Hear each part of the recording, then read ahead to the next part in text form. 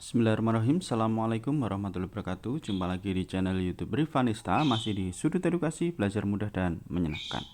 Bagaimana kabar adik-adik sekalian, khususnya siswa-siswi kelas 6? Semoga selalu dalam keadaan sehat ya. Dan untuk kesempatan kali ini akan kita lanjutkan pembahasan dari buku penilaian Bu Pena untuk SD atau MI kelas 6 ya, dari buku jilid 6A.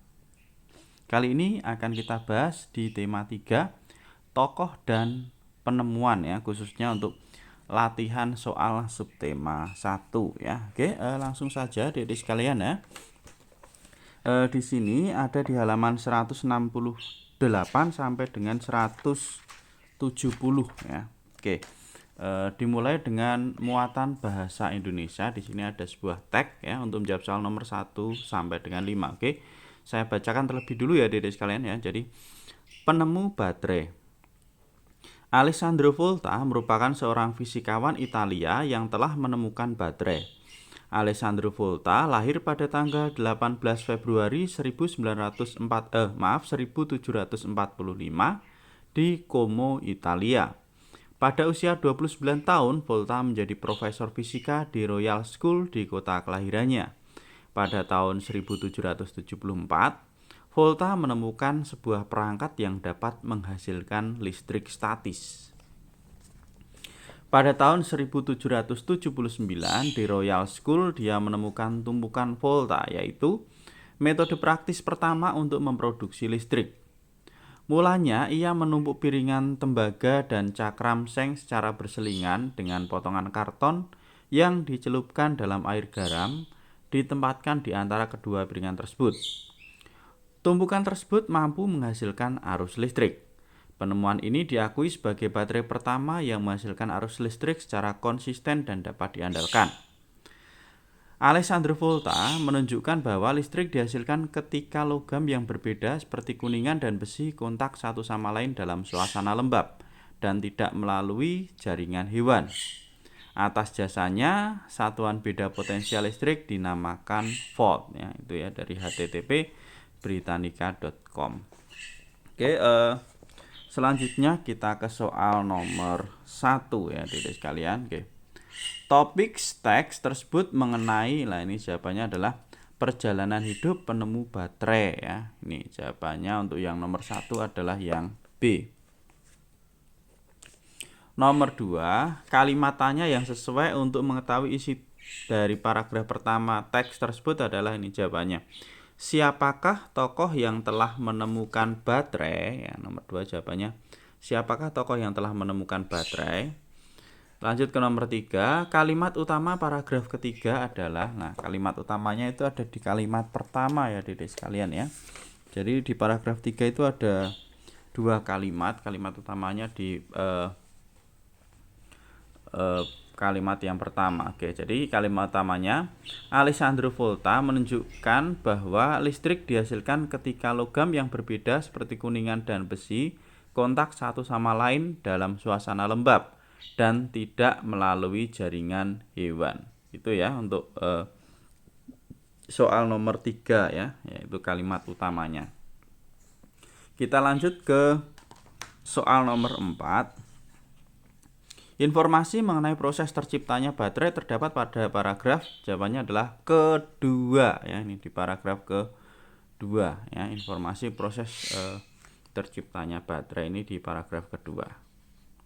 Kita lanjut ke soal nomor 5, tuliskan kesimpulan dari teks tersebut. Nah, kesimpulan dari teks tersebut apa? Di sini udah saya tuliskan adik-adik sekalian ya. Nah, jadi kesimpulan dari teks tersebut adalah Alessandro Volta adalah seorang fisikawan yang telah menemukan baterai. Ia menemukan tumpukan volta yang mampu menghasilkan arus listrik. Atas jasanya, satuan beda potensial listrik dinamakan volt. Ini ya. Oke, adik-adik bisa di pause terlebih dahulu kalau terlalu cepat ya. Untuk nomor 3 dan nomor 5 ya, jawabannya karena agak panjang. Kita lanjut ke muatan pelajaran berikutnya, yaitu muatan IPA ya. Nomor 1, contoh penggunaan rangkaian seri di kehidupan sehari-hari adalah, ini Jawabannya adalah yang B ya, susunan baterai pada senter. Nah, baterai pada senter itu biasanya disusun seri seperti ini ya. Kalau baterainya 2, ya kalau baterainya 3 tambah lagi di belakangnya, biasanya dalamnya seperti itu, disusun secara seri ya. Jawabannya adalah yang B.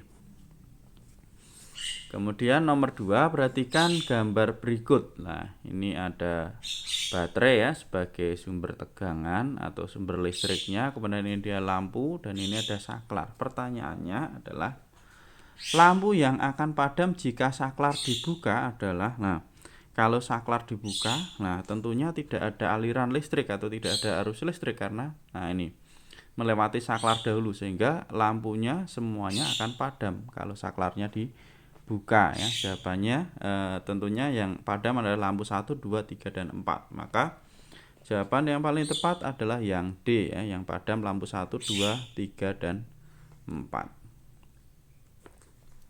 Kita lanjut ke soal nomor 3. Pada sebuah rangkaian listrik, kabel berfungsi sebagai konduktor. Konduktor adalah apa itu konduktor? Konduktor adalah bahan yang dapat menghantarkan listrik ya, itu namanya konduktor ya. Atau penghantar listrik yang baik boleh. Nomor 4, apa perbedaan antara rangkaian listrik tertutup dan terbuka? Jelaskan. Oke ya, untuk nomor 4 di sini sudah saya tuliskan adik-adik sekalian ya. Jadi rangkaian terbuka itu salah satu komponennya tidak terhubung. Kalau rangkaian tertutup semua komponennya terhubung ya. Ini misalnya ini dihubungkan semua, saklarnya juga di posisi on. Nah, itu namanya rangkaian tertutup. Kalau terbuka, misalnya sini ada yang terputus atau saklarnya dimatikan. Itu rangkaian terbuka. Kalau tertutup berarti bisa terjadi aliran arus, kalau terbuka tidak ya. Itu adik-adik sekalian nomor 4. Selanjutnya nomor 5. Gambarlah sebuah rangkaian seri dan jelaskan komponen-komponennya. Nah, rangkaian seri itu seperti ini ya, Dedek. Nah, ini mau contoh gambar ini boleh atau di sini juga sudah saya gambarkan ya. Gambarnya hampir sama, cuman ini saya buat lampunya ada 2 ya. Ini baterainya disusun secara seri ya.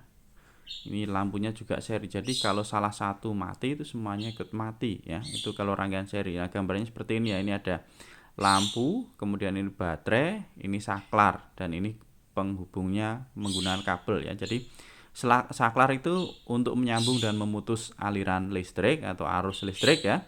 Kemudian kabel ini sebagai konduktor atau penghantar listriknya. Kemudian ini lampu itu mengubah dari energi listrik ke cahaya, dan ini baterai ya, baterai sebagai sumber listrik untuk sumber tegangan ya. Itu untuk nomor 5 ya. Jadi nomor 4 sama 5 sudah, silahkan bisa di pause kalau terlalu cepat. Oke, kita lanjutkan ke muatan pelajaran berikutnya, ada muatan IPS ya. Oke, yang pertama, manfaat penemuan teknologi telepon genggam dalam bidang perdagangan adalah, ini jawabannya untuk pemesanan barang jarak jauh ya. Bisa kita menggunakan telepon genggam ya. Atau mungkin untuk pembelian barang secara online ya, sekarang itu bisa menggunakan aplikasi ya, karena sudah banyak terdapat marketplace yang bisa kita download ya di telepon genggam, kemudian kita bisa membeli barang yang kita inginkan. Selanjutnya nomor 2, contoh perubahan sosial budaya setelah hadirnya kemajuan sarana transportasi di pelosok adalah, nah jawabannya, masyarakat yang dulu pergi jalan kaki sekarang memakai kendaraan bermotor ya. Ini hadirnya kemajuan sarana transportasi, ada mobil, ada motor. Kalau dulu tidak ada, jalan kaki. Kalau enggak mungkin naik kendaraan yang ditarik oleh hewan ya, sapi atau kuda. Kalau sekarang sudah menggunakan kendaraan bermotor. Lanjut ke nomor 3, penemuan telepon pintar atau smartphone dapat membawa perubahan sosial budaya dalam bidang komunikasi ya, ini ya. Lanjut ke nomor 4. Dahulu Komang harus menunggu saat liburan untuk bertemu nenek di desa. Dengan kemajuan teknologi komunikasi, Komang dapat melihat nenek melalui video call atau panggilan telepon yang dapat menampilkan gambar dan suara tanpa harus datang ke desa. Bentuk perubahan sosial budaya apakah yang terjadi setelah adanya kemajuan teknologi komunikasi tersebut? Nah, oke. Untuk jawabannya ya, Komang yang dahulu harus menunggu libur untuk bertemu nenek di desa, sekarang bisa melihat nenek melalui video call. Jadi tidak harus menunggu libur. Kalau pengen melihat nenek ya, bisa melalui video call juga sudah bisa. Sekarang kita ke nomor 5 ya, nomor 5. Perhatikan gambar berikut ya, ini ada gambar kereta api ya. Perubahan sosial budaya apa yang kamu rasakan setelah adanya kemajuan sarana transportasi di atas? Jelaskan. Oke ya, untuk yang nomor 5 ya, jadi masyarakat yang dahulu susah untuk bepergian antar kota serta butuh waktu lama, sekarang dengan kereta api lebih mudah dan cepat untuk bepergian. Nah, itu untuk nomor 5 ya, adik-adik sekalian. Kita lanjut ke muatan berikutnya, yaitu muatan PPKN. Nomor 1, contoh hak anak di rumah adalah mendapatkan kasih sayang. Nomor 2, contoh penggunaan hak yang bertanggung jawab adalah, nah ini contohnya saat menonton film, misalnya kita nonton film kesukaan adik-adik, setelah itu mematikan TV saat acara selesai. Jadi itu kita berhak untuk menonton TV, tetapi tanggung jawab kita apa? Setelah menggunakan harus kita matikan. Itu contoh hak yang bertanggung jawab ya. Mungkin ada lagi yang lainnya. Nah, ini hanya sebagai contoh ya. Nomor 3, Dedi ingin belajar di kamar. Pertanyaan yang A, apa hak Dedi? Kemudian yang B, bagaimana penggunaan hak tersebut sesuai tanggung jawabnya? Dan yang C, apa dampak jika menggunakan hak tanpa ada tanggung jawab? Oke, tadi Dedi ingin belajar di kamar. Hak Dedi kira-kira apa? Nah, oke, di sini udah saya tuliskan ya. Jadi hak Dedi itu mendapatkan tempat belajar yang nyaman ya, ini. Selanjutnya melaksanakan hak dengan tanggung jawab berarti setelah selesai belajar merapikan meja belajarnya, itu berarti dia bertanggung jawab ya, mendapatkan hak tetapi bertanggung jawab. Kemudian apa yang terjadi kalau dia tidak melaksanakan tanggung jawab? Nah, jawabannya yang C, kamar dan meja belajar akan menjadi berantakan sehingga tidak nyaman untuk belajar. Ini kalau tidak bertanggung jawab ya, setelah menggunakan hak dan tidak bertanggung jawab. Lanjut ke nomor 4, Komang akan bermain di halaman rumah. Pertanyaan yang A, apa hak Komang? Yang B, bagaimana penggunaan hak sesuai tanggung jawabnya? Dan yang C, dampak jika penggunaan hak tidak bertanggung jawab. Oke, ini hampir sama kayak nomor 3, cuman beda kasus ya. Nah, ini hak Komang berarti mendapat tempat bermain yang lapang, itu haknya. Kemudian contoh pelaksanaan haknya dan bertanggung jawab terhadap apa yang dilakukan berarti setelah bermain merapikan kembali mainannya dan juga tempat, tentunya ya, merapikan kembali mainan dan juga tempat tersebut ya, sehabis dipakai bermain atau merapikan kembali mainannya juga tidak apa-apa. Kemudian kalau tidak bertanggung jawab, apa yang terjadi? Halaman akan menjadi kotor dan berantakan. Itu adik-adik sekalian ya, untuk yang nomor 4. Selanjutnya nomor 5, pertanyaannya apa ini? Ya.